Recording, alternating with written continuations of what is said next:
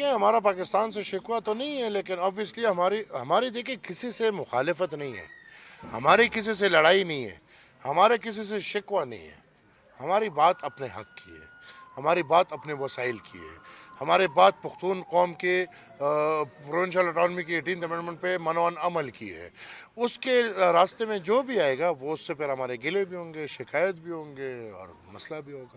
باقی ہمارا کسی سے کوئی مسئلہ نہیں ہے، ہم جمہوری لوگ ہیں، ہم اپنے حق کی بات کرتے ہیں.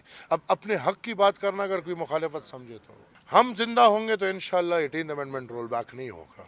ہم زندہ ہوں گے تو جو ہمارے بزرگوں نے ہمارے لیے یہ جو لڑائی لڑی ہے اور جیتی ہے، یہ تو ہم بڑے بیکار ہوں گے کہ ہمارے ہوتے ہوئے یہ اختیار ہم سے واپس چھین لیا جائے. ہم انشاءاللہ منوون یہ یاد رہے کہ نہ اس کا پارلیمنٹ سے کوئی وہ ہے بات ہے، نہ کوئی اور. ہمارا جب مشرف صاحب تھے، ہمارا قومی اسمبلی